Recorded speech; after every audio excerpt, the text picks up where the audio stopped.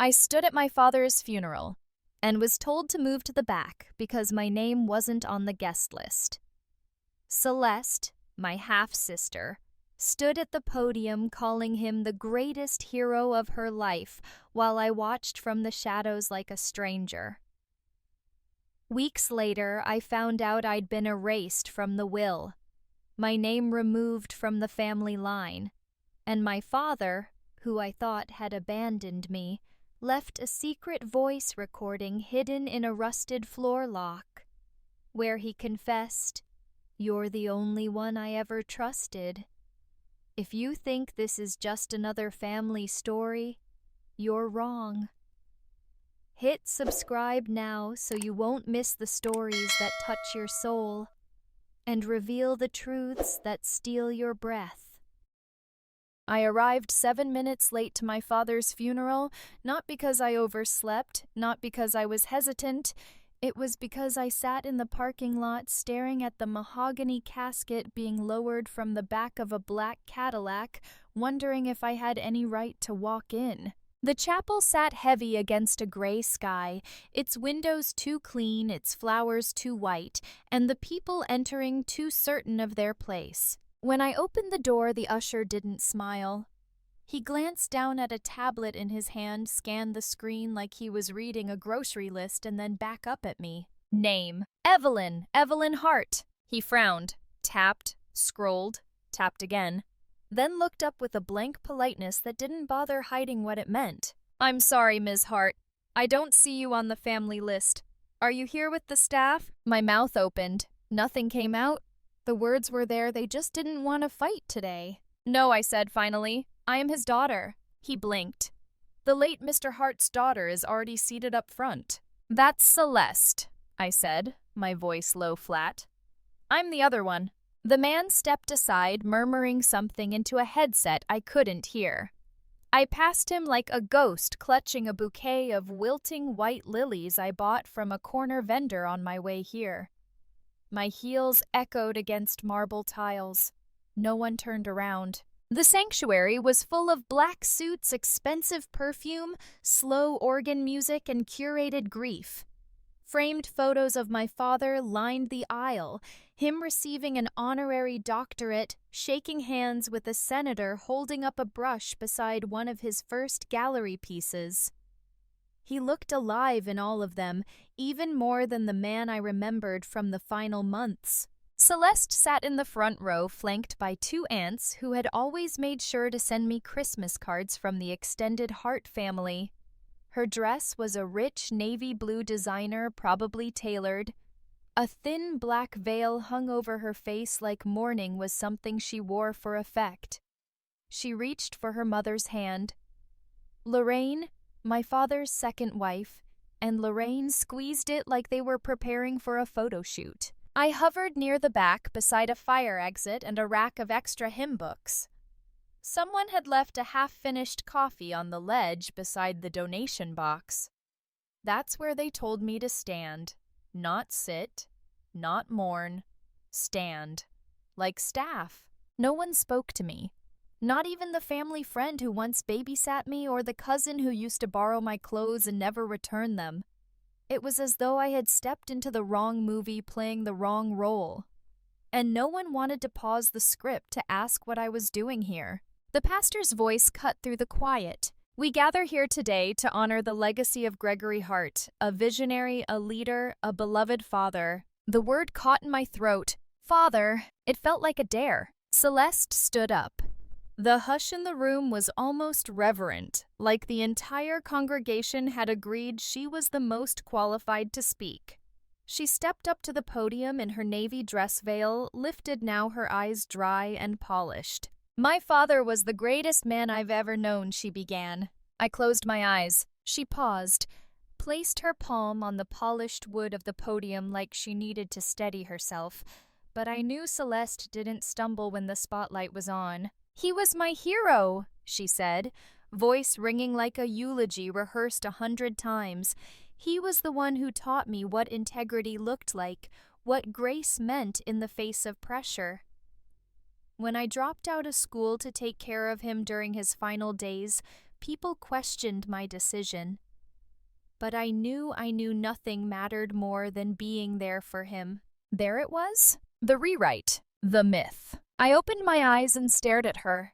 The congregation nodded. Some even dabbed at tears. She had them wrapped tight in velvet lies. I wanted to scream. She didn't take care of him.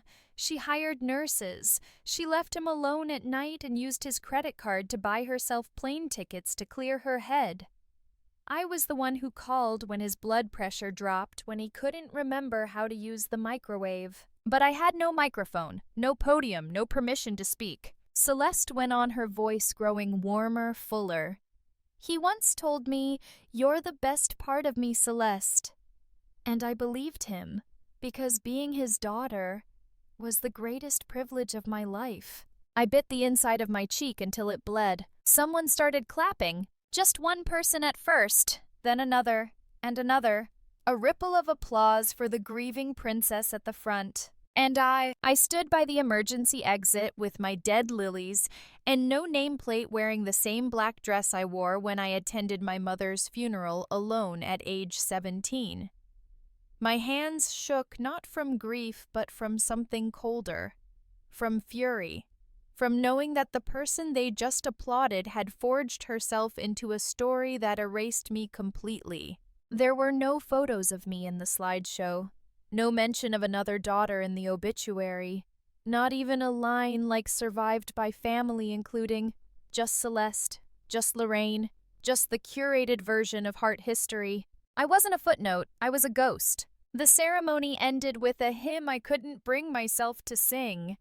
People lined up to speak to Lorraine and Celeste, offering handshakes, hugs, business cards tucked into the same hands that stole from me. I didn't approach. I couldn't. As the crowd filed out, I placed my bouquet not on the casket, not at the altar, but behind a column in the far back corner of the chapel, where the janitor would probably find it and toss it out with the leftover programs. The lilies were already browning. I didn't cry.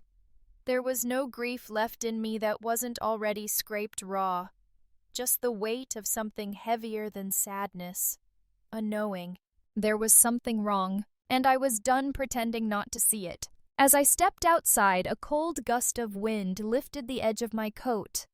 I looked back one last time at the door of the chapel, its brass handle already dulling with fingerprints. I had no seat at that funeral, but I had a key in my pocket. To a place my father once said in a moment half remembered and almost forgotten. When they make you feel like you don't belong anywhere, go there. That place is still yours. I ran my fingers over the ridged edge of the old house key, and for the first time since the casket touched the earth, I allowed myself to breathe. Not in grief, but in quiet rebellion. They erased me. But the ink was still wet. The conference room was too warm. Not just in temperature, though the old radiator wheezed behind my chair, but in that smug, closed window kind of warmth that settles over rooms where decisions have already been made. The kind where people smile just a little too much because they already know the outcome. I sat at the far end of the table again. No nameplate. No greeting. Just a manila folder placed in front of me by a junior associate who didn't look me in the eyes. Lorraine, my stepmother in title, only sat across from me in an elegant gray suit with shoulder pads sharp enough to wound. She glanced at her watch like this was a formality she barely had time for. Celeste sat beside her, immaculate as always, her nails painted the same dusky mauve as her lips, which were already pursed before anyone said a word. The lawyer cleared his throat. He had a smooth, rehearsed voice, the kind of voice that knew how to announce betrayal with an expensive cadence.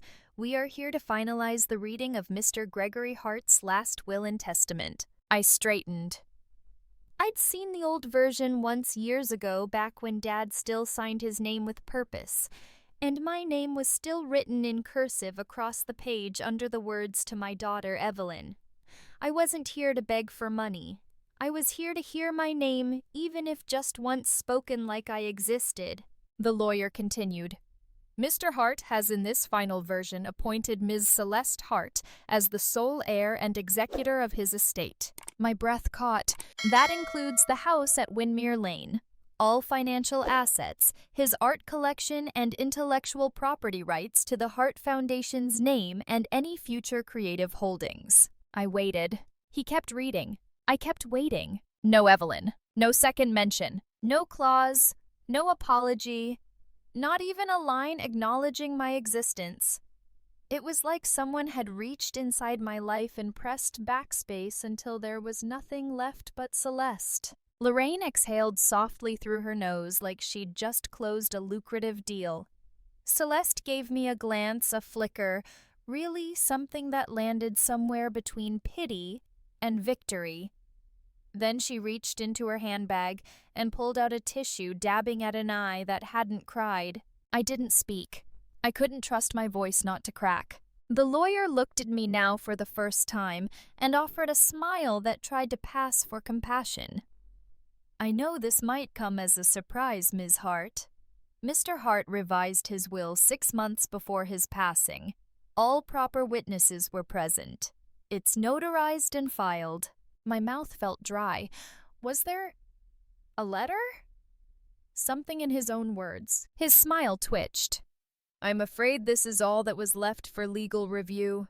I nodded, but inside something curled and began to burn, because I knew my father.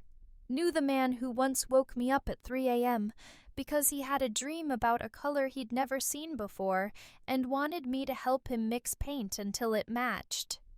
Knew the man who taught me how to use a darkroom, how to read shadows in light, how to sign your name to something only when it meant something.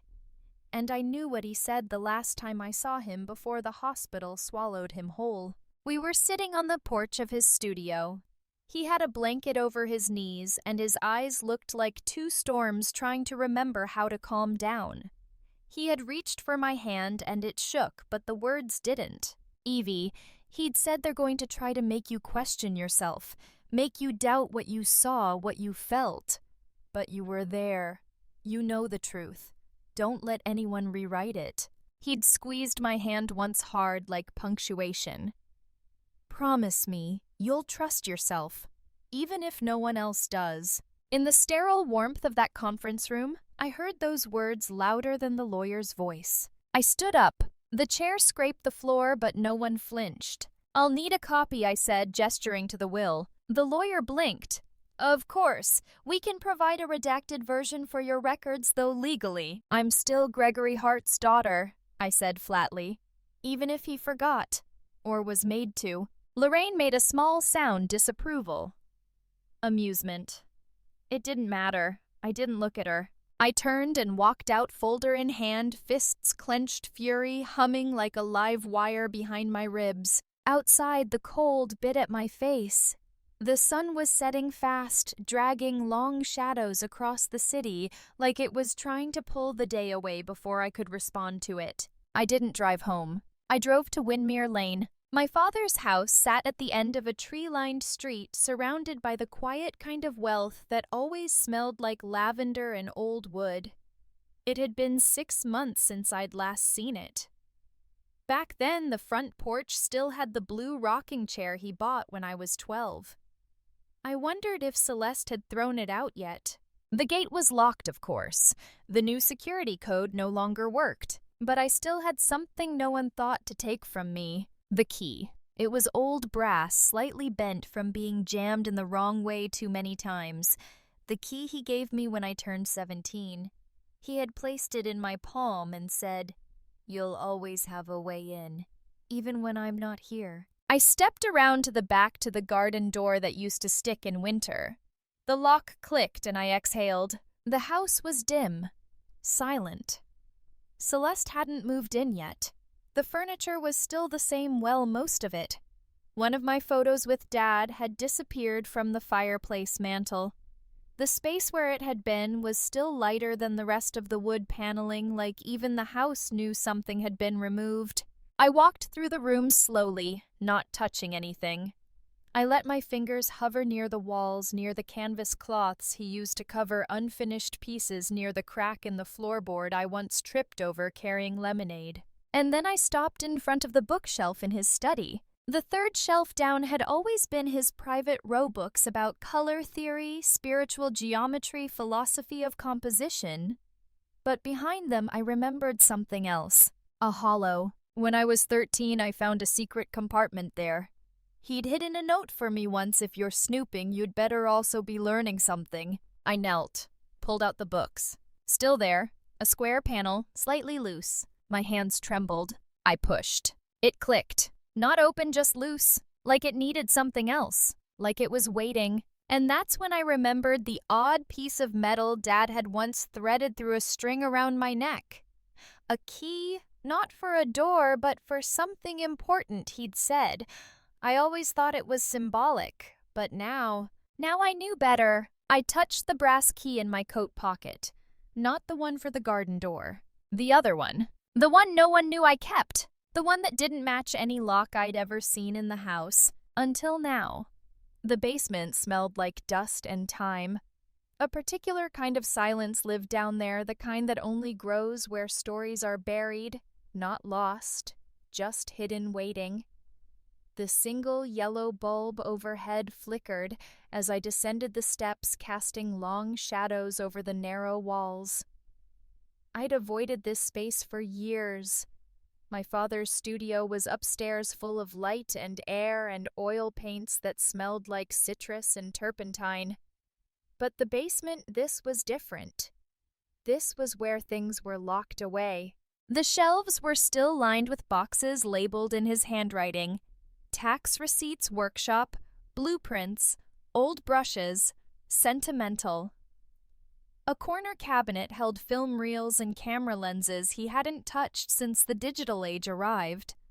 I moved past them all, drawn to the wall beneath the stairs, the one spot that never made sense to me as a child.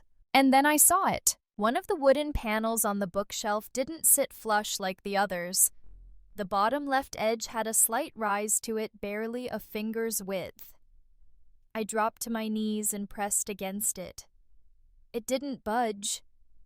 I leaned back, reaching into my coat pocket, pulling out the odd small brass key I'd carried around like a necklace when I was 15. The key Dad said wasn't for anything ordinary, the one he gave me instead of a birthday gift that year because, in his words, what you'll need someday isn't something anyone can buy. I inserted the key. It resisted, then gave way with a soft metallic snap. The panel creaked open on stiff, ancient hinges, revealing a recessed compartment beneath the shelf.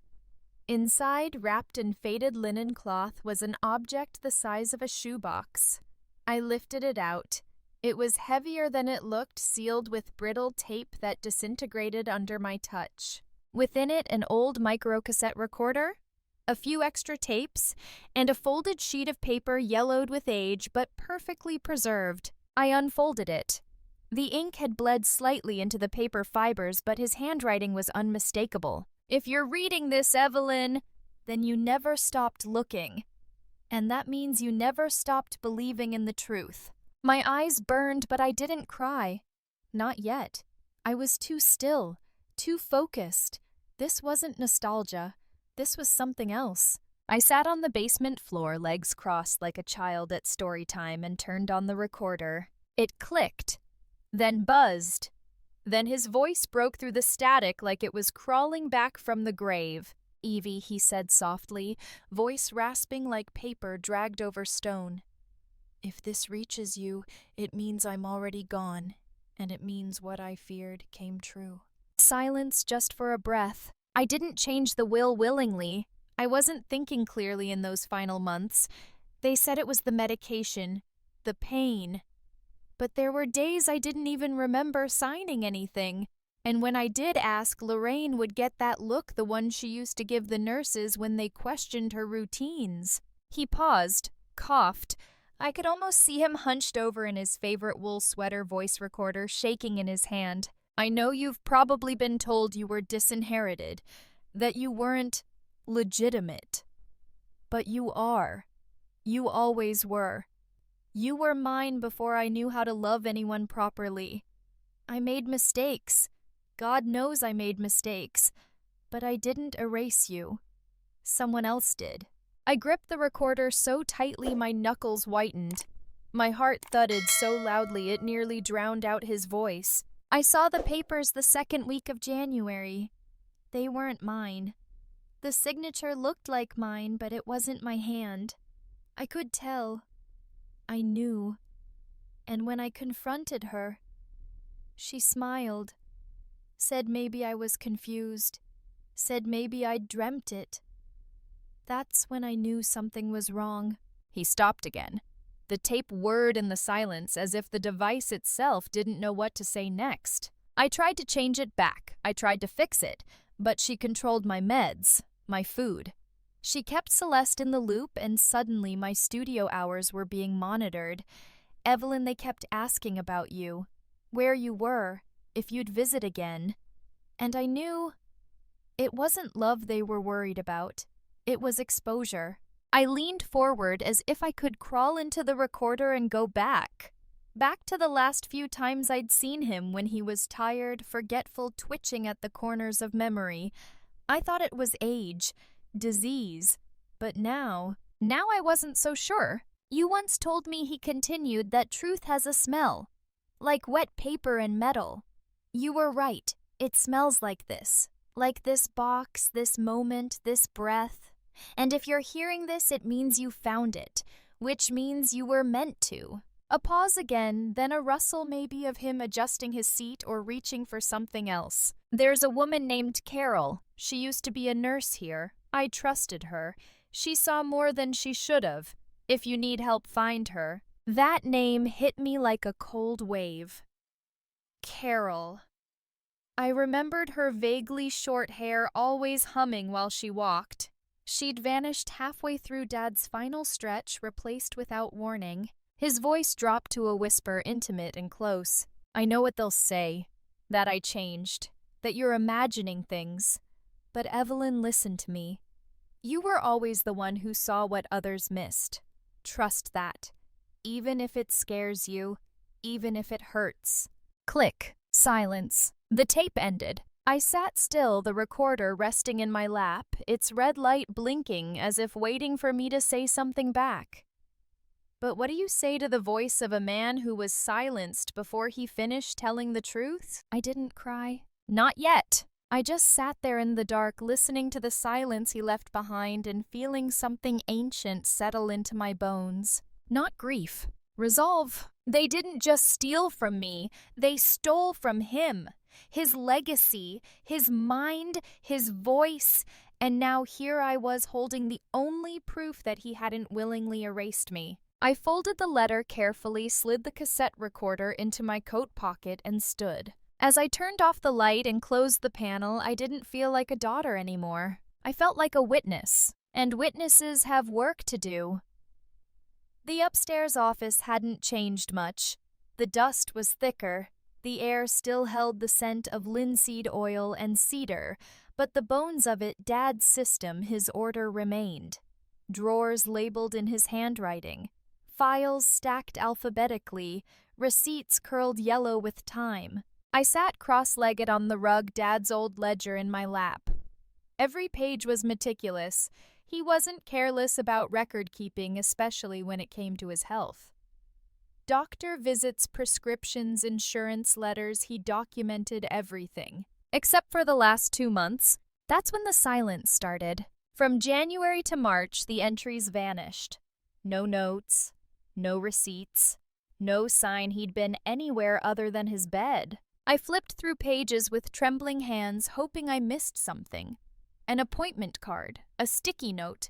Anything but the pages stared back at me like a blank confession. Then I found it. Folded into the back pocket of the ledger was a sheet torn from a prescription pad, dated February 2nd, signed with the initials CL. I froze. It wasn't a standard prescription. No hospital logo, no pharmacy code, just the name of a sedative written in tight cursive Zoltravan. Below it, instructions: 2 pills nightly. If agitation increases, increase to 3. No doctor's stamp, no DEA number.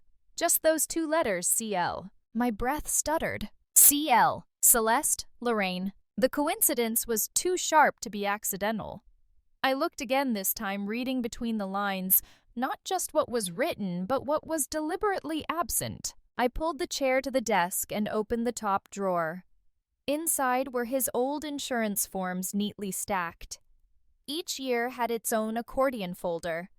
I reached for the most recent one, 2023, and spread out the documents. The last documented physician visit was on January 9th for routine blood work. After that, nothing. But I knew he hadn't died suddenly. I remembered seeing him in February, tired, withdrawn, quiet in a way that didn't feel natural.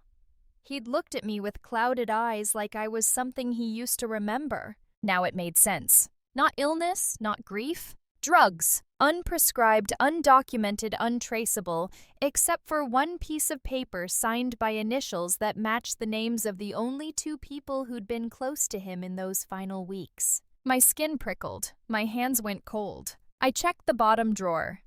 Dad's catch-all, his drawer of half-used notebooks, broken pens and receipts.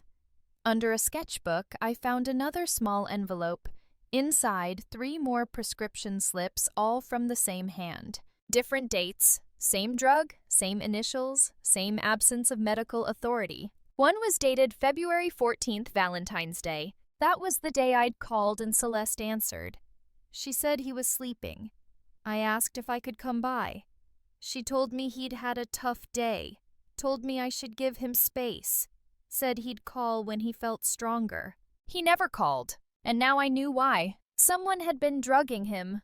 Not with morphine or palliative meds, but with something that dulled his mind. That turned him into a signature without thought, a body without memory. I pulled up my phone and Googled Zoltravin. It wasn't over the counter. In fact, it wasn't even FDA approved in the US. It was experimental.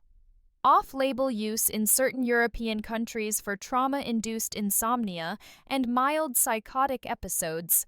It was controversial, banned in several states due to risk of cognitive suppression and memory distortion. I stared at the name on the screen, then at the initials on the page. CL. This was more than manipulation. It was mental kidnapping. I dropped the slips on the desk and backed away as if the ink might stain my skin if I touched it any longer. A chill settled over me, not fear but realization, the kind that whispers, this didn't happen by accident, this was planned. Celeste wasn't a nurse, Lorraine wasn't a doctor, but they'd become gatekeepers of his mind, and then conveniently, the executors of his legacy. I sat back down, my thoughts racing.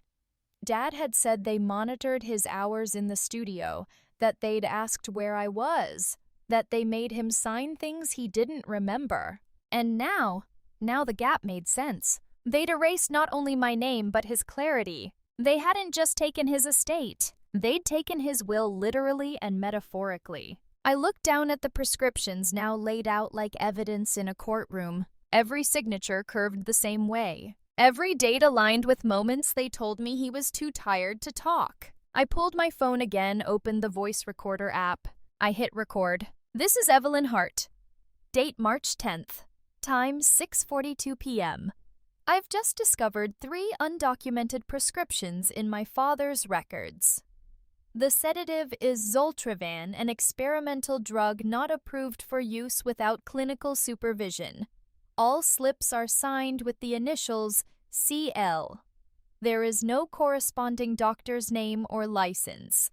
These prescriptions begin appearing after January 9th, which is the last official medical entry in his file. I paused. My voice shook, but I didn't stop. My father died on March 17th. In the 2 months prior, his behavior became increasingly disoriented. He forgot my name once. He stopped painting. He grew passive. I believed it was grief.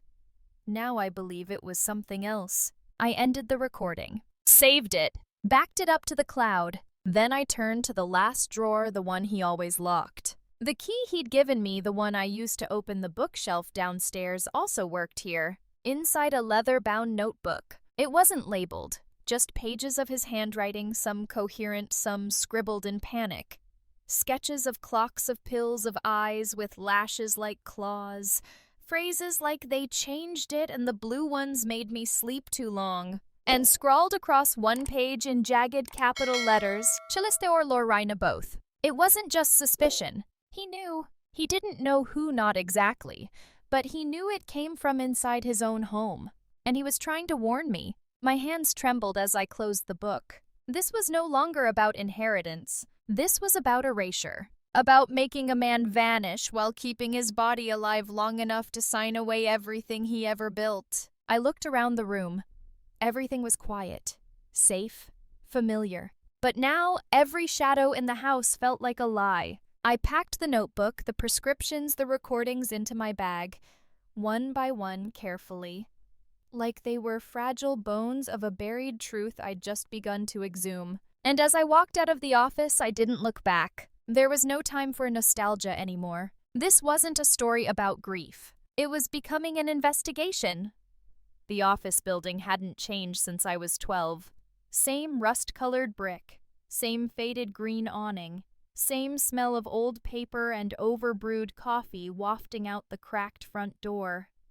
I used to sit in the waiting room here while my father signed contracts in the back, swinging my legs in two big boots and reading the framed certificates on the wall, imagining the man behind them as a guardian of truth. Now I stood at the front desk of Bellamy and Cross, trying to keep my voice steady. "I need to speak to Mr. Bellamy," I told the receptionist, a young woman with overly glossed lips and a degree in polite indifference. "Is he expecting you?" "No," I said.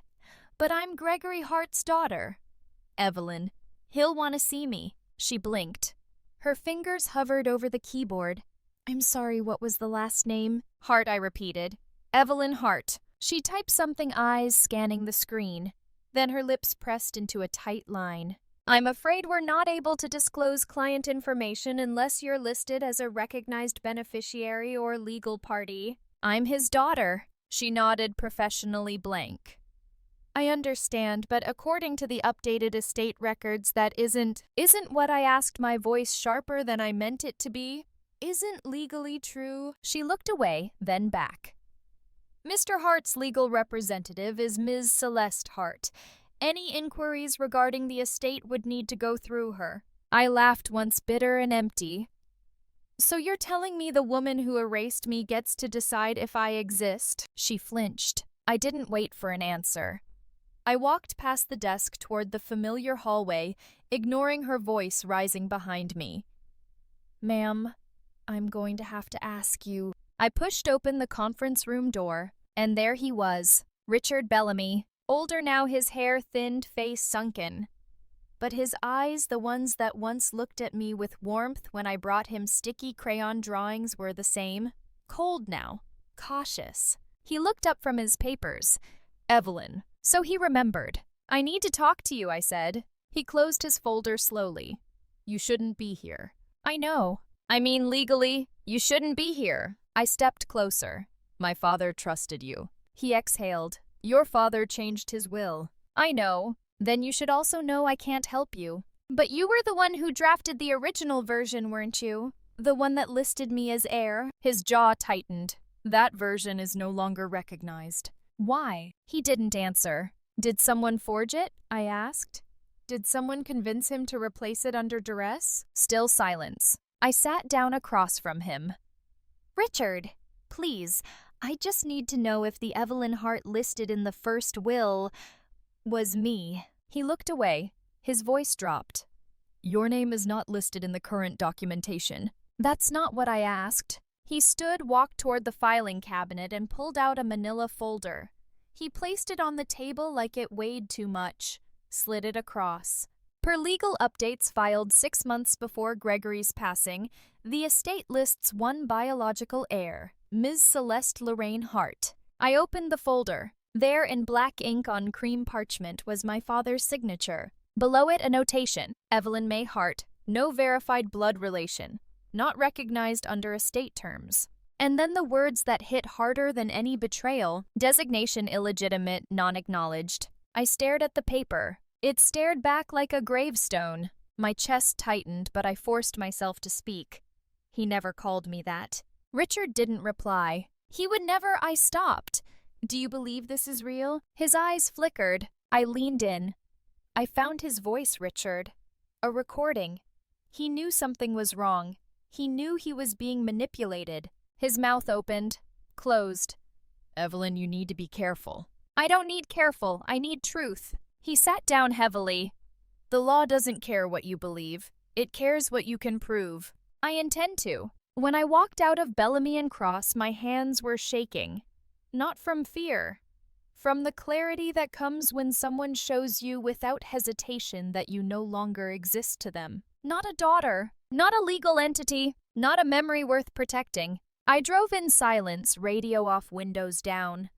The world outside blurred by cars, buildings, people with stories and names and places to be. I felt like I was drifting beside them untethered. Then my phone buzzed. A news alert. I pulled over and tapped the notification. It was a video clip. Lorraine, standing at a charity gala, her hand resting gently on Celeste's back as the reporters swarmed. Gregory adored Celeste, she was saying, smile polished like a showroom floor. She was always his light, his legacy, his only true family. Celeste smiled for the camera. I just hope to honor his vision. As his daughter, that's all I can do. Daughter, singular. No mention of me.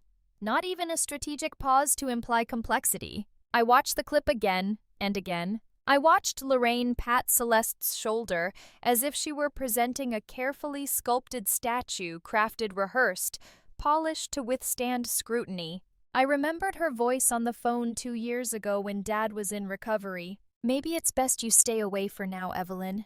He's tired. It's not good for him to be reminded of disruptions.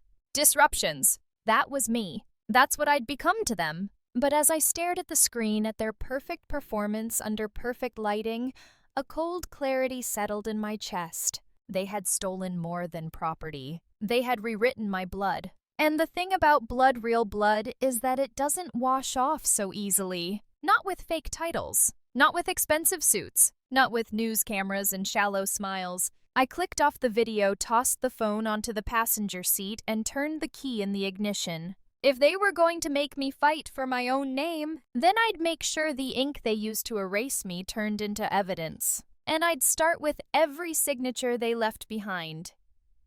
The assisted living facility was tucked away at the edge of town, nestled between a community park and a shuttered grocery store. The parking lot was half empty. A woman in scrubs smoked outside the side entrance, her badge swinging from a lanyard as she nodded to me and held the door open. I walked past her into a quiet hallway that smelled like lavender and disinfectant. I didn't know if she still worked here. I didn't even know if she'd want to see me, but I had a name, a memory, and the gnawing certainty that Carol Jenkins, the nurse my father once trusted, was the last thread connecting me to a truth everyone else had tried to bury. At the front desk, I asked for her. The woman behind the counter raised an eyebrow. Carol hasn't worked here in over a year. Do you have a forwarding number? A current employer. She hesitated. I'm Evelyn Hart, I added. Gregory Hart's daughter. The name landed like a weight between us. She didn't smile, but something flickered behind her eyes, recognition or sympathy, I wasn't sure. I'll check. 10 minutes later, I had an address scrawled onto a post-it handed to me quietly with the words, "Don't say I gave this to you." Carol lived in a second-floor apartment above a laundromat. The walls were painted the color of fading cream, and the stairwell smelled like fried onions and detergent. I knocked once. No answer. I knocked again. Then I heard the chain slide. The door cracked open. She was smaller than I remembered. Thinner. Gray hair pulled back in a no-nonsense bun. Same tired eyes, though ones that had seen too much and said too little for too long. She studied me, then opened the door wider. "Evelyn," my voice caught. "You remember me?" "I remember your father," she said. "Come in." The apartment was modest, clean. A couch with a blanket folded over the back. A chipped ceramic mug on the coffee table. She gestured for me to sit, but didn't sit herself. Instead, she hovered arms crossed. I figured you'd show up eventually, she said. Why? Because liars don't bury the truth very deep. They just assume no one will come digging. I reached into my coat and pulled out the prescription slips, the ones signed CL. She glanced at them, then sighed. Those weren't written by a doctor. I know. They weren't legal. Not filled through a licensed pharmacy. I told Lorraine that when she handed me the first one. And she said she'd make sure I kept my job. I met her eyes. Did you? She sat down across from me, folding her hands. For a while, I leaned forward. Carol, I need to know the truth. All of it. Please. She nodded slowly, like she'd been waiting for permission to say something out loud. I started noticing the change in your father's meds around early February. Different bottles, no pharmacy stickers. He got drowsier, disconnected. But he was still present. He asked questions. He remembered faces. He still painted. And then Lorraine asked me to sign a mental competency evaluation. My blood went cold. For court? For legal protection, she said. Said Gregory was thinking irrationally and might hurt himself or others if he made unsupervised decisions. She wanted documentation. Was it true? She shook her head. He wasn't irrational. Tired, yes. Frustrated, absolutely. But he was lucid. He knew who I was. He knew who you were. He asked for you. I swallowed the lump in my throat. Carol stood, walked to a drawer, pulled out a worn manila envelope.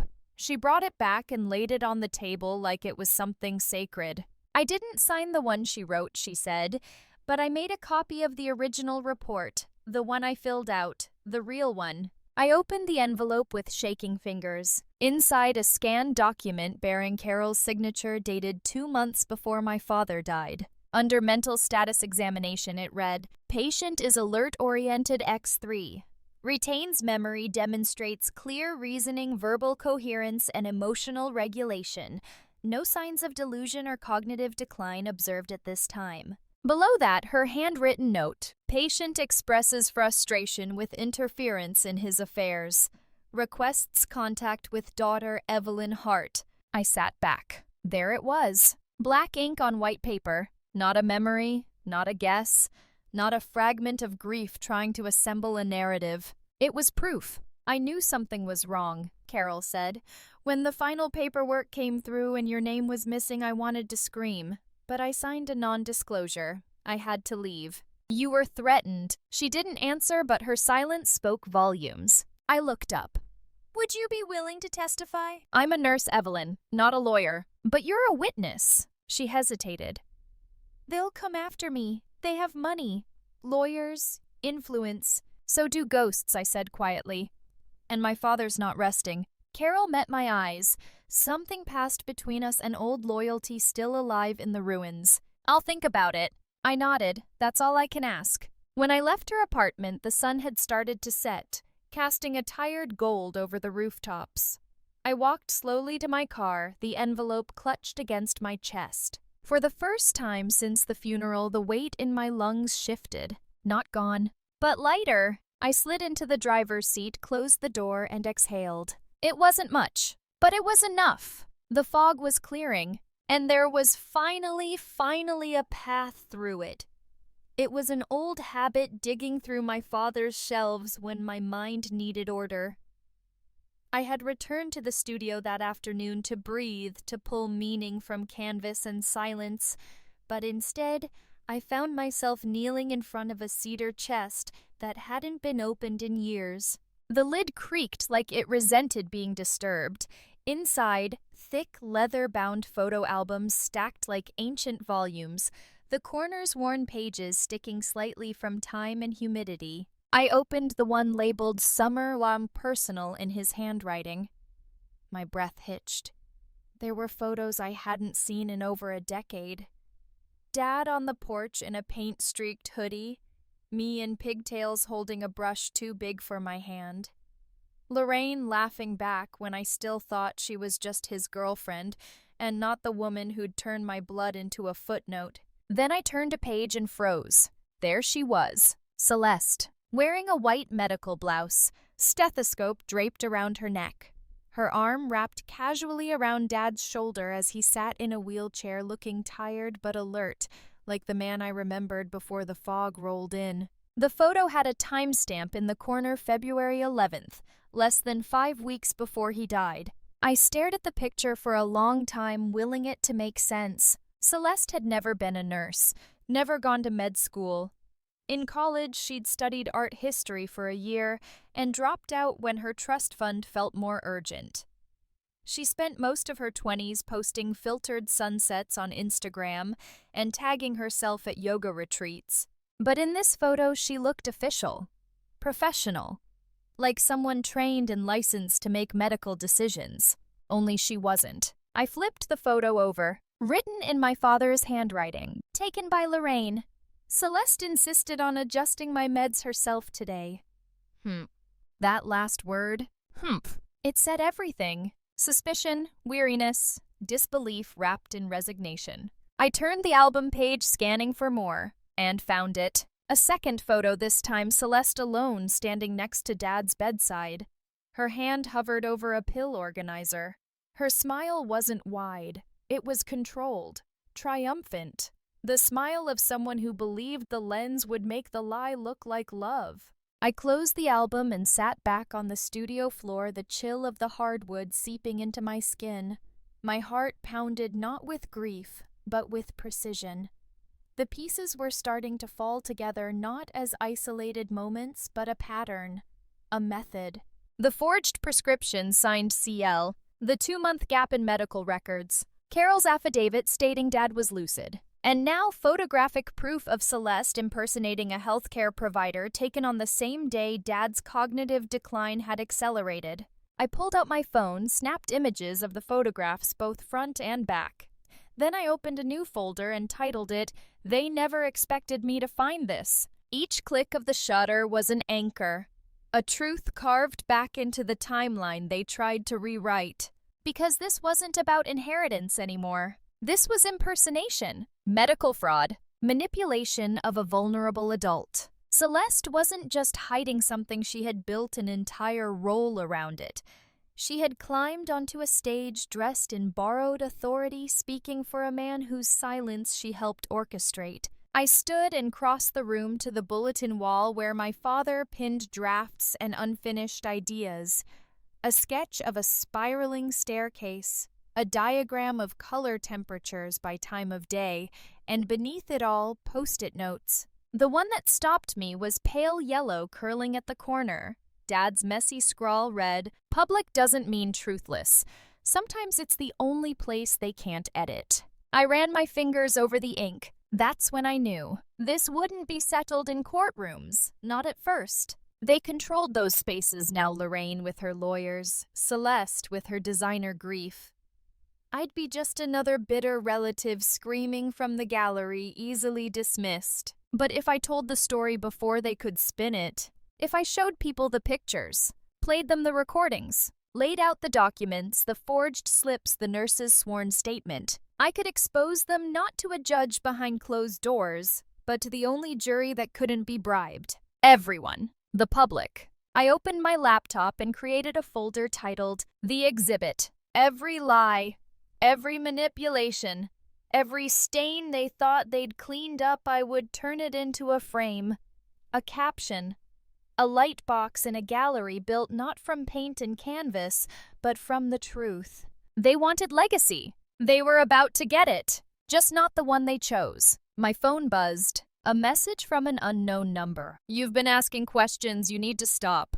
No signature, no name. Just enough. I didn't respond. Instead, I slid the photo of Celeste in her stolen nurse's costume into a plastic sleeve, labeled it Exhibit A in black ink, and slipped it into the growing binder on my desk. Because if they were going to put on a performance, I'd make sure everyone knew it was fiction. And I wouldn't just bring receipts, I'd bring a gallery.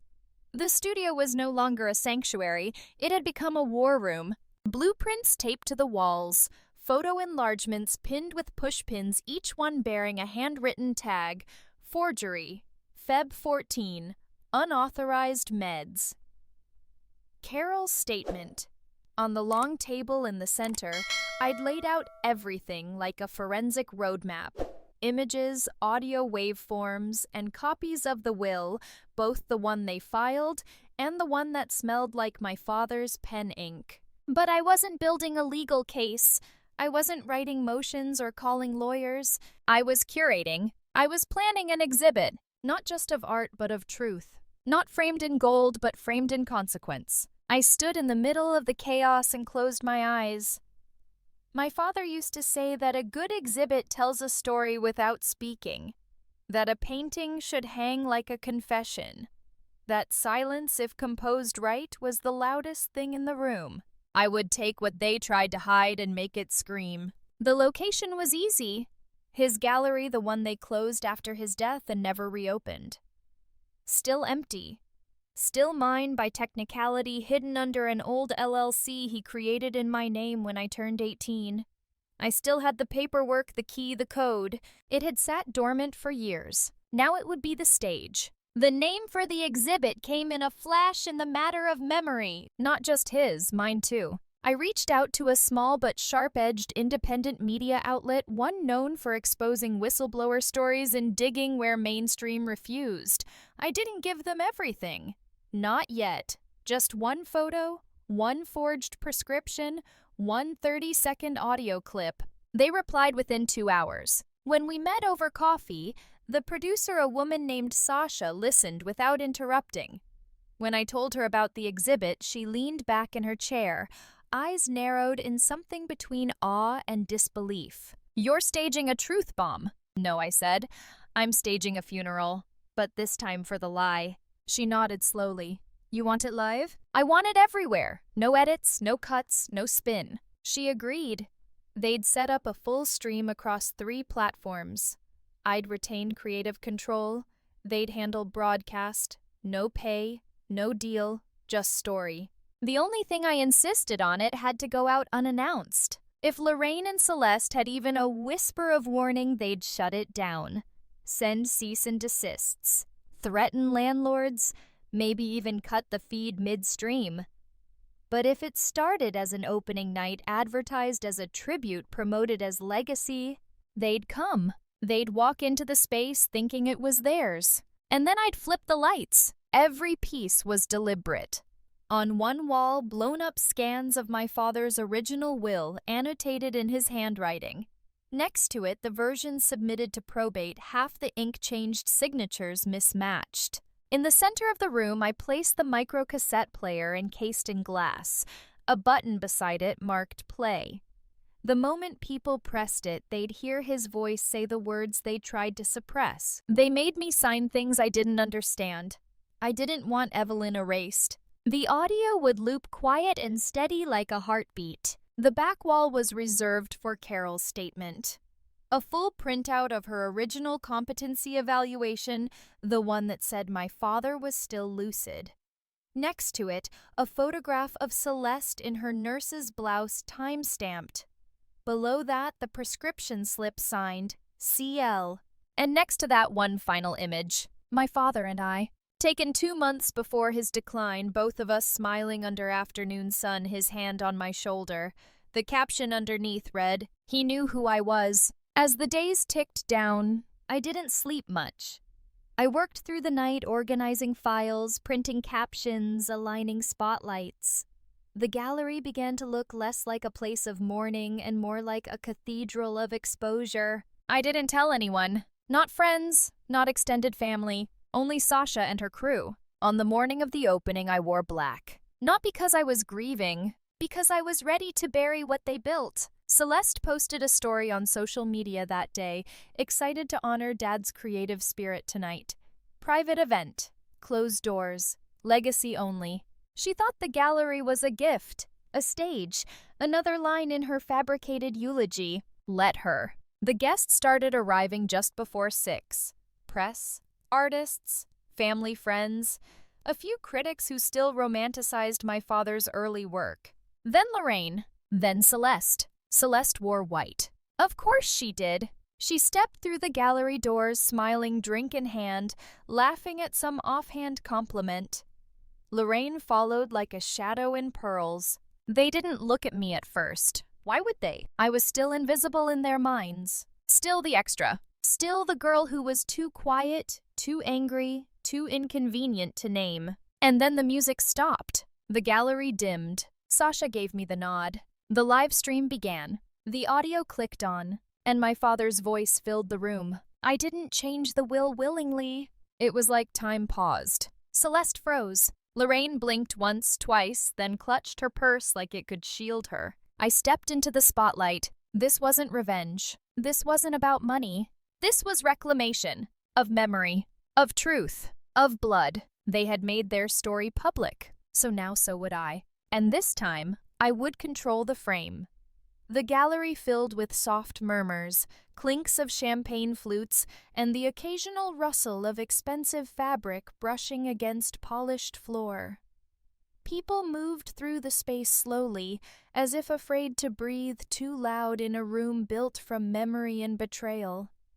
Spotlights illuminated each installation, documents, photographs, audio artifacts, each one framed as carefully as if they were masterpieces. From a distance, the exhibit looked like a tribute, the kind you might expect from a grieving daughter to a brilliant father. That was the trap. At 6:18 p.m., Celeste arrived. She wore ivory silk, her heels too loud for the hush she entered into. Her hair was curled like she'd walked out of a magazine shoot, her makeup soft enough to say mourning, but perfect enough to say legacy. She smiled as she stepped past the entrance, scanning the crowd for cameras she could pose for. She assumed this event, like everything else lately, was about her. 2 minutes later, Lorraine followed. Emerald earrings, matching clutch. Her expression, composed eyes, moving like a general entering enemy terrain. Neither of them saw me. Not yet. They didn't see the microphone tucked discreetly into the center pedestal, or the camera crew stationed in the corner hiding behind abstract installations. They didn't realize the exhibit was already live, broadcasting in real time across 3 national platforms and quietly mirrored onto an anonymous archive server in 3 countries. By the time they reached the center of the gallery, the place where I knew they'd pause, where the photographs of Celeste in a nurse's uniform were displayed under gallery-grade lighting, it had already begun. A soft click sounded, then a voice, my father's. Evie, if you're hearing this, then you found what they buried. The room froze. A ripple of stillness passed through the guests, like wind through high grass. Celeste turned her head, her smile faltering. I didn't sign that new will with clear mind. I wasn't well. They were giving me something that dulled me. Lorraine's hands tightened around the stem of her glass. A few people exchanged looks. Others stopped breathing. The recording continued. I asked for you. I kept asking for you. They said you were gone, said you didn't care, that you weren't family. The voice trembled, worn and exhausted, but unmistakably his. Celeste took a step back. Her heel clipped the corner of a bench. She reached out, touching the nearest wall as if to steady herself. If they show you a will that says you were erased, don't believe it. That wasn't me. That wasn't love. That wasn't memory. I stepped forward, out of the shadows into the full glow of the spotlight that had waited for this moment. The murmur in the room died. All eyes turned to me. I wore black, not for him, not anymore, but for the truth they tried to bury like a body. I walked to the center of the gallery, to the microphone, already humming, already live, and I spoke. My name is Evelyn Hart. The silence swallowed my voice, only to return it amplified, echoing gently off the walls. I'm not here to rewrite what they told you. I'm here to restore what they erased. I gestured toward the wall behind me where my father's real signature glowed on an enlarged document, his original will time-stamped and notarized before the sedatives, before the lies. Some of you knew my father as an artist, a mentor, a donor, but I knew him as something else. I took a breath, as a man, as a father, as someone who wasn't perfect but who never stopped trying to be better. I locked eyes with Lorraine. She blinked slowly. Then I turned to Celeste. She was pale now. the shade of someone who just realized the ground beneath her was built on a foundation of rotted wood and borrowed names. "I don't need to prove whose blood is in my veins," I said. His voice is already doing that. I stepped aside, letting the room turn back toward the exhibit, toward the proof prescription forgeries signed with Celeste's initials. "The competency report," Carol wrote. A timeline drawn across the wall like a crime scene reconstruction. People didn't speak. They stared. Some leaned in closer to read the documents. Others lifted their phones recording not because they didn't believe, but because they suddenly did. And belief, once it takes root in public soil, is unstoppable. Lorraine turned, trying to whisper something to Celeste, but Celeste didn't respond. Her eyes stayed locked on the looping audio player where my father's voice repeated a final line, soft but damning. "They said I was confused, but I wasn't. I just wasn't heard." I looked to the camera. The live stream's red indicator light still glowed. I knew tens of thousands were watching, maybe more by now. So I gave them this. His legacy was never theirs to carry. It wasn't built on press releases or photo ops. It was built on truth, on brushstrokes and breath and memory. They tried to turn it into an inheritance battle. I paused. "But this isn't a courtroom." I pointed to the gallery walls. "This is evidence. And you, every one of you watching, are the jury." I stepped back. The camera stayed. The light stayed. And for once, they couldn't turn it off. No legal team could redact it. No PR consultant could spin it. The truth stood still, framed in matte black under glass. And for the first time in a long, long time, so did I. The morning after the exhibit, the world felt louder. It wasn't the city. It wasn't traffic. It was the sound of momentum of a silence that had finally cracked wide open. My phone buzzed nonstop. At first, I thought it was Sasha, the producer, who helped me stream the exhibit. But then the names rolled in: reporters, bloggers, attorneys, strangers. People I didn't know but who suddenly knew me. People who'd watched the moment my father's voice broke through a room that was never supposed to hold truth. By 9:12 a.m., the hashtags had started trending. "Erase the daughter," "Gregory's truth," "not just inheritance." Each post was sharper than the last screenshots of the forged will, documents, clips of Celeste in the nurse's blouse, slow loops of my father saying I didn't sign that willingly. And they weren't just retweets and reactions. They were rallying cries. Hundreds, no thousands of people tagging legal advocates, investigative journalists, state representatives. They weren't just moved. They were angry. By noon, 2 articles had gone live. One called the exhibit the most devastating act of justice art this decade. The other referred to it as a public deposition masquerading as memorial. I hadn't left my apartment. I sat at the window watching the light move across the floor, coffee cold in my hand, trying to process the feeling of the world catching up to a truth I had carried alone for too long. Then my phone rang. Unknown number. I almost didn't answer, but I did. "This is Evelyn." A pause. Then Ms. Hart. "This is ADA Neil Lawton from the District Attorney's Office. I believe we need to talk." He sounded calm, professional. But there was something beneath his voice, urgency restrained by legal training. "I assume this is about the Gregory Hart estate," I said. "Among other things." I sat up straighter. "You've seen the exhibit." "I've seen enough," he said. "More importantly, so has the chief investigator. We're opening a preliminary inquiry into allegations of will tampering, elder abuse, unlawful impersonation of a medical provider, and financial coercion." I stared at the wall in front of me, the shadow of a potted plant trembling from the ceiling fan. "Do you need me to file something?" "No," he replied.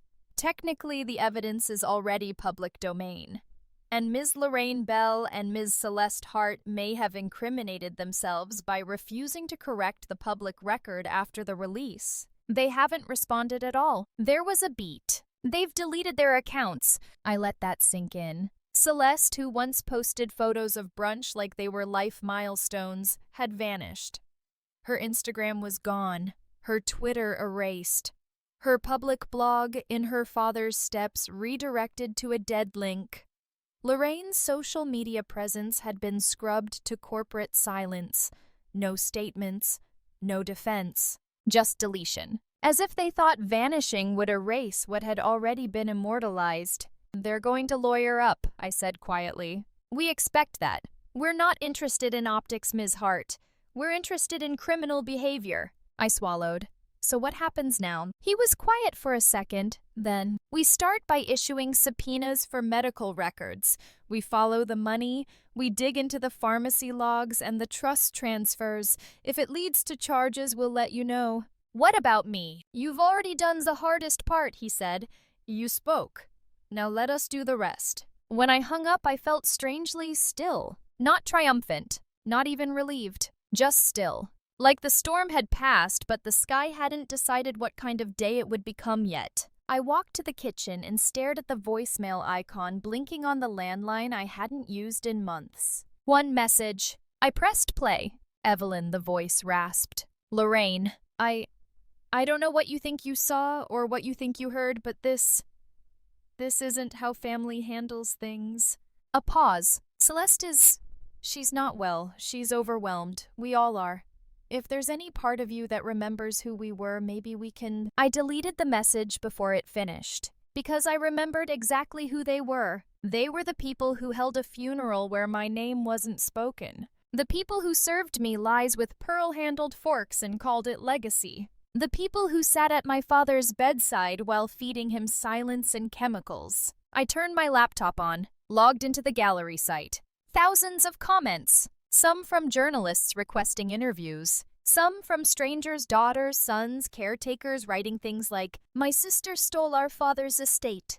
Thank you for speaking for those of us who couldn't. I thought I imagined the abuse until I saw your video. You didn't just reclaim his name, you gave us ours back too." I didn't respond. I didn't have to. The truth was already louder than me, and for once that was enough. Let the investigators follow the trails now. Let the prosecutors dig up the rest. Let Lorraine and Celeste hide behind shuttered curtains and legal teams. Because I wasn't the one on trial anymore. They were. And the country was watching. I didn't go back to the gallery the next day. I didn't need to. The walls had already spoken. The silence that used to define my father's name had been broken in front of the entire country, and more importantly, in front of myself. And after everything, after the press calls, the subpoenas, the public roar, what came wasn't revenge, but stillness. I sat by the window of my apartment watching the world move on. It surprised me how much it didn't bother me. The way life returned to its rhythm. The way the media attention faded into the next scandal. The way the people who once watched my story unfold in awe and fury moved on to different screens, different names.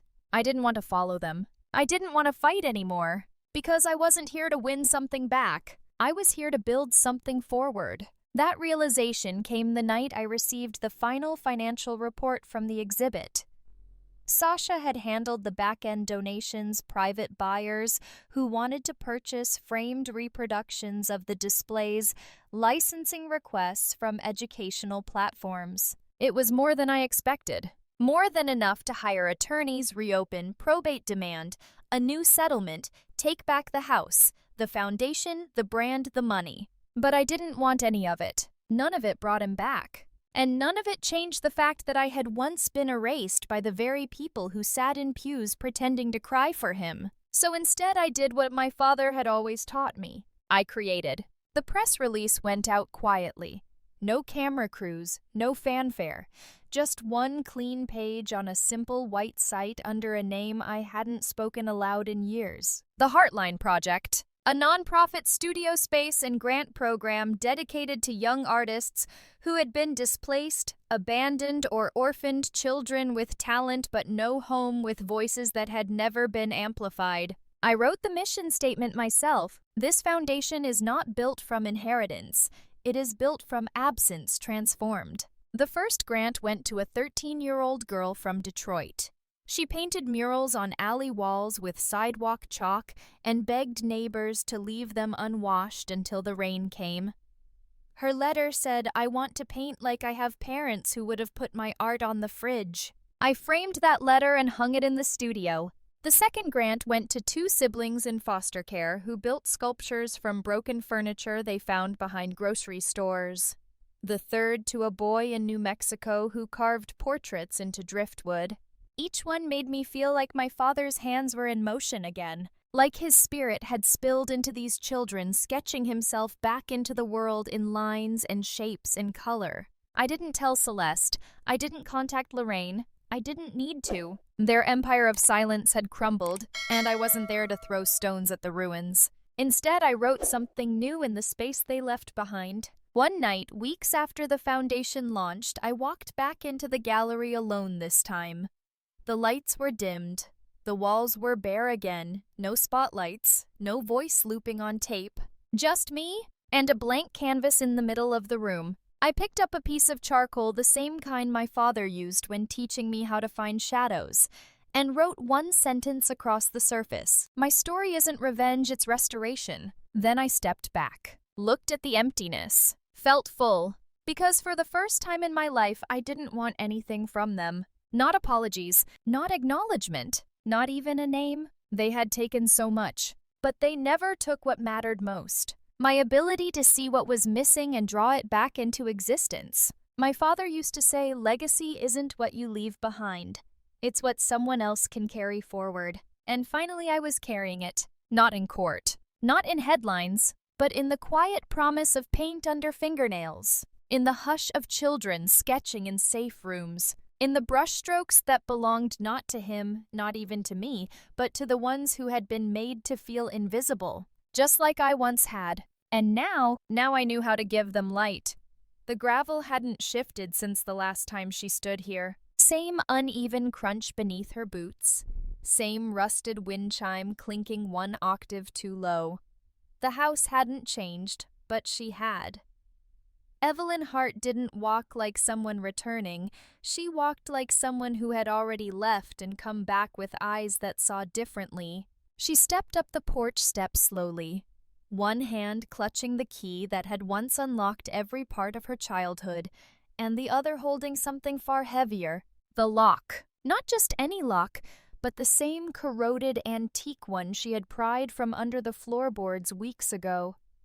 The one that opened to reveal her father's voice, his truth, his final reach from the other side of silence. And now she was here to close it. But not in bitterness, not in erasure. She was here for ritual. Inside the foyer, the air was cold, hollow, stripped of the things that once made this house feel like his. No scent of pipe smoke, no soft jazz from the study, no half-finished sketches on the kitchen table. It had been gutted, sold, repainted by strangers. But they couldn't repaint the memory of his hands. She walked to the study anyway, the one room they hadn't bothered staging for buyers.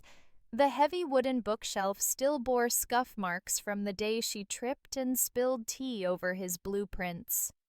She could almost hear his voice teasing her. The only mess I love more than art is your art. Her knees met the old floor again. Her fingers found the groove in the wood, the one she'd memorized, engraved by need and grief and stubborn belief. She lowered the lock into the compartment, this time not to open, but to return it, to let it go, to close the loop. Click. The lock's rusted jaws clenched shut like a whisper folded into steel. She didn't cry, not like she thought she would, because healing she'd learned didn't always come in a dramatic collapse. Sometimes it came like this one quiet act of closure. She stood brushing dust from her knees and walked back outside. It was late afternoon. The kind of golden hour that made even rotting fences look noble. And under the old tree, yes, that one, where her father once tied ribbons during her birthdays and sat her on his lap with books far too big for her to read. She dug. Not deep.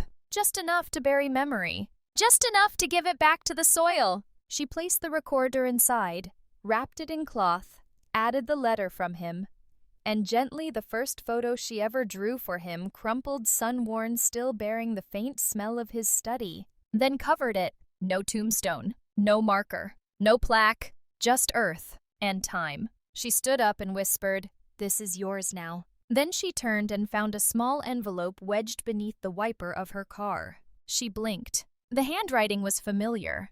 Carol. Evelyn tore the seal open. Evelyn. When your father realized the truth might never be heard in his lifetime, he didn't despair. He smiled and said, "My daughter's eyes are stronger than my words. She'll see through them." You did. He can rest now. And so can you. With love, Carol. She stood still for a long time. Then she smiled. Not for the camera, not for anyone watching, but for herself. For the girl who was once made to stand at the back of a funeral. For the daughter erased by ink now rewritten in the wind. She got into her car, glanced at the house once more, and drove off. Not like someone fleeing a ghost, but like someone finally leaving a lock behind. The lock was no longer holding anything, because she had opened everything that mattered. The fallout didn't arrive with fireworks. It arrived in silence and subpoenas. A headline unfurled across the top of every major newspaper and lit up every news segment like a siren. Hart bloodline scandal.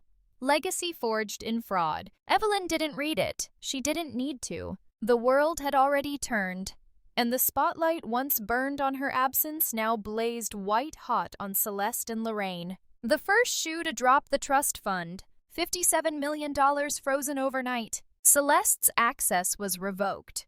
Credit cards declined in real time at a boutique in Midtown where she had been fitting a custom velvet blazer for a media apology tour that now would never happen. The cameras caught her face the first time she'd looked like someone unsure of what came next. Financial regulators swarmed her business accounts, sifting through wire transfers, charitable donations that never reached their target's offshore shells with Hart family crests. Then came the forensic accountants. Then the federal investigation. And then Lorraine. Lorraine Hart Lorraine. Once the trophy wife turned gatekeeper of the Hart estate, was served a warrant on the front steps of her luxury apartment. Charges medical fraud, intentional tampering of legal documents, willful obstruction of probate law. But the one that hit her the hardest? Falsifying care for a patient in vulnerable condition, her husband. The court ordered the reopening of Gregory Hart's medical files. The once sanitized record of a man too delusional to think clearly began to unwind, not overnight, but methodically, like someone slowly untying a noose from a throat it had no business being around. The kicker, an internal review from St. Jude's Hospital, revealed something shocking. Lorraine had never been listed as Gregory's legal medical proxy. Celeste had forged it. The system had failed, but now it was correcting itself. Journalists camped outside courtrooms. Commentators called it the greatest inheritance deception since the Bramley estate trial. A new hashtag trended, @Truth is Air, the heart of it all, and Evelyn. Evelyn was asked to speak. Everywhere. Podcast invites flooded her inbox. Daytime talk shows offered 5-figure appearance fees. A Netflix producer sent a pitch deck titled The Daughter They Tried to Delete. But Evelyn didn't reply. Not once. Not to any of them. She wasn't interested in selling the pain. She had already alchemized it, turned it into something no camera could monetize. In her quiet apartment, she sat by a window with one leg folded beneath her, watching the way dusk pulled long shadows across the floor. She sipped her tea slowly, then scrolled through a message thread labeled simply, "Dad." There were no replies, of course. Just her final message left the night before the exhibition. "I still hear you, even when it's quiet. Especially then. Tomorrow I'll make sure they do too." She closed the phone. Outside, the city churned. Scandal thundered like an opera. Reporters banged on locked doors and hollow reputations. But Evelyn had nothing left to prove. The world knew what had been done, and the truth had no heirs now. It belonged to everyone. The evening didn't need applause. It didn't need media. It didn't even need a headline. It began with a casserole dish in the oven, mismatched silverware clinking, and children's laughter echoing through the converted brick-walled art studio Evelyn now called home base. Paintings lined the walls, brushstrokes wild and free as if every canvas had learned to breathe without asking permission. The table was long, not polished oak like the one her family used to have, but raw, sanded wood that bore the fingerprints of the very children now sitting around it. At the center of the table, bread still warm, a bowl of sliced pears bruised but sweet, and in Evelyn's hand a glass of cider raised gently toward the ceiling. The children, 7 of them tonight, aged 8 to 14, quieted. They knew her rituals now. And tonight was not just another group dinner. It was the anniversary of the day she had been erased, and the day she decided to write herself back in not to that story but a better one. She looked around the table, faces once guarded, now open. Her voice when it came was low, measured, steady. I used to think I had to fight to be let in, to sit at a table I was born into, but I've learned something bigger than justice. I don't need to earn a seat at their table because I've built a new one, and no one here will ever be asked to leave. Silence, then forks resumed their rhythm against plates. No cameras, no press, just soup cooling in ceramic bowls and giggles over spilled lemonade. On the far wall, slightly crooked, hung her father's clock. The same one from his old study, the one Celeste had refused to take. Its wooden frame still bore a crack on the side, and the brass pendulum had slowed over the years. But tonight, it ticked, softly, steadily, as if it remembered something too. One of the boys, a wiry 11-year-old named Mateo, leaned closer to Evelyn. "Why does that clock make that weird sound?" She smiled, sipping. "Because it's old, and it's stubborn, just like my dad was." "Did he build this place?" Evelyn's eyes flickered to the ceiling. "Not with bricks, no, but he gave me the kind of silence that teaches you to hear your own voice." Another girl raised her hand even though she didn't have to. "Can we paint tonight?" "We always paint on Wednesdays," Evelyn said, her voice playfully firm. "It's Monday." The room erupted into groans and laughter. Justice, she realized, didn't always arrive in courtrooms. Sometimes it arrived in the form of a child scraping their brush across canvas, choosing the color red simply because no one had told them not to. Lorraine and Celeste still hadn't issued a public statement. The investigation continued. Lawyers kept circling, but Evelyn didn't read the updates anymore. She had found a better metric for justice. A girl who had once refused to speak was now humming to herself, dabbing stars onto the corner of a paper sky. A boy who used to flinch at raised voices was now the loudest storyteller in the room. She didn't need a verdict to feel whole. She didn't need property deeds or an apology to feel anchored. She had something stronger, a space, a name, a legacy that wasn't written for her, but by her. As the evening wore on and the children washed their own plates, Evelyn walked to the far wall. She touched the clock's face lightly, adjusted it so it hung a little straighter. Then she whispered not to anyone in the room, but to the memory that still lived between every tick. "They can keep the inheritance. I'll keep the time you gave me." And outside, past the rusted gate and overgrown ivy, the night held its breath, soft and full and quiet. The envelope was thick. No return address. Just a single word on the front, handwritten in ink that bled slightly at the edges, Jason. Evelyn slid it through the crack beneath the wooden gate of the Thompsons' front porch just after midnight. The street was asleep. Even the neighborhood dogs had stopped barking. Inside the envelope was everything. The prescription forms, the forged power of attorney, the image of Celeste in a stolen medical coat, the voice recording of Gregory Hart naming his daughter Evelyn in the last clarity of his breath. Evelyn didn't wait to see if Jason would open it. She didn't need to. At exactly 2:08 a.m., her phone lit up on the nightstand. A name she hadn't seen flash in months, Jason T. She let it ring once, twice. By the third ring, her thumb hovered and pressed. His voice came in cracked sleep, rough, terrified. "Evelyn." A pause. A breath. "I'm gonna take her," he said, and his voice cracked again. "Our daughter. I'm taking her away from that house. From Celeste." Evelyn didn't speak. Jason filled the silence. I thought maybe she was just stressed, just angry. I didn't know she was capable of that level of cruelty, of pretending to be a nurse, of making your father sign things while sedated. My God. My God.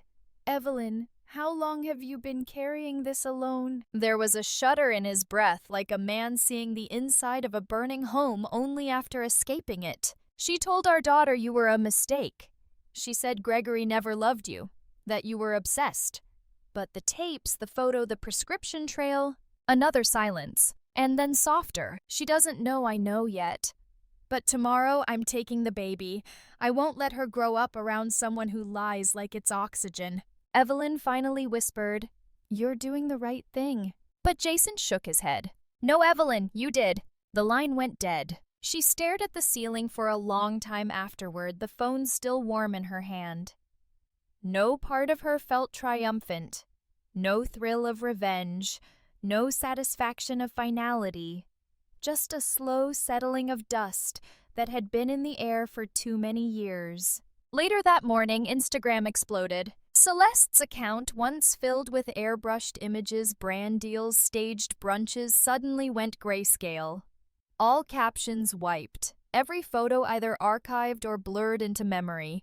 A single post remained. "Taking a break, for family, for healing. Comments disabled." The press read it like a eulogy. Not for Celeste's public persona, but for the illusion she had fought so long to preserve. Evelyn scrolled past it without stopping. She didn't reshare, didn't comment, didn't whisper a word to anyone. Because this was never about a win. She hadn't sent the envelope to destroy. She'd sent it to stop the rot from spreading to an innocent child. Justice when it's real never needs to shout. She made tea and returned to her studio. The same corner room where light always fell a little golden around 800 a.m., the window frame trembling slightly in the wind. The children would arrive soon, paint-stained shoes, wild ideas, arms flailing with canvas and courage. One of them had drawn a picture last week, Evelyn standing on a cliff holding a key that glowed. Underneath, the child had written in crooked letters, "Miss Evelyn unlocks truth." She pinned it next to her father's old clock on the wall. It ticked softly in the background, never rushing, never late. Just steady. She didn't check the news again. Because some endings don't need a headline. They only need peace. The room was stripped of color. What once was Celeste's luxury penthouse now felt like the hollowed remains of a broken cathedral, sterile, overlit, reeking of expensive perfume, desperately sprayed over rot. The reconciliation hearing, though informal, had been mandated by the court. No press, no spectators. Just legal counsel, 2 stone-faced court clerks, and a table too large for the silence it would hold. Evelyn arrived 5 minutes early. She wore no makeup, no black dress, just a linen blouse, slightly wrinkled sleeves rolled to her elbows. Her father's old watch, fitted with a new leather strap, ticked softly on her wrist. Across from her sat Celeste, jaw-set hair pinned with surgical precision. Lorraine sat beside her, thinner than months ago, eyes darting behind the shield of designer sunglasses she hadn't removed even indoors. Their lawyer was the only one who spoke at first. As agreed, this meeting is to determine any final personal or familial settlements before formal proceedings continue. If Ms. Evelyn Hart has anything to declare— "I do," Evelyn interrupted, her voice measured, calm, icy without rage. She placed a sealed envelope onto the polished glass table.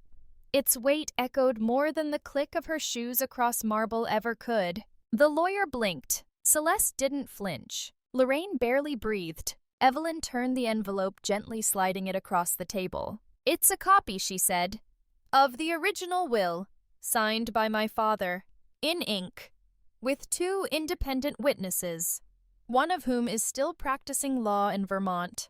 No one reached for it. It was sealed and filed under a security clause in case of mental incapacitation or duress. My father's signature was notarized and verified under standard estate law. It names me Evelyn Margaret Hart as co-executor and primary beneficiary alongside charitable causes he supported. It predates your version by 14 months. She didn't raise her voice, didn't accuse, just stated. I'm not contesting for money, she continued. I've already built something with meaning. I have children who call me teacher. I have walls covered in their joy. I'm not here for revenge. Her eyes met Celeste's. I'm here because truth deserves its own chair at this table, even if it arrives late. Celeste's lips quivered. For once, she didn't have a speech prepared. Lorraine shifted in her seat, but Evelyn ignored her entirely. Instead, she looked to the clerk who sat recording notes. Calmly, clearly, she said, I will not pursue a counterclaim. I will not seek to have their assets frozen. But I reserve the right to make this document public if any further defamation, harassment, or revisionism is attempted. The silence was now a living thing in the room, dense, pulsing. Evelyn stood. She gathered nothing. She needed nothing. Her final words came without a pause. Once you toasted to having 3 brilliant children, you clinked your glasses and said we were your legacy. She stared at the envelope still lying untouched on the glass. From now on, the only thing you'll be raising is debt. She turned. No one stopped her. No one had the strength. The door closed behind her with a soft thud, like the last page of a book finally shut. And then, faint but unmistakable, came the ticking of a clock. The watch on her wrist, her father's. She stepped into the hallway sunlight leaking in from the east-facing windows. Each footstep forward felt lighter than the last. Outside, the world hadn't changed, but inside her everything had. She had been erased, rewritten, deleted from frames where she once belonged. But now, she was the one holding the pen, and the story would never again be told without her name.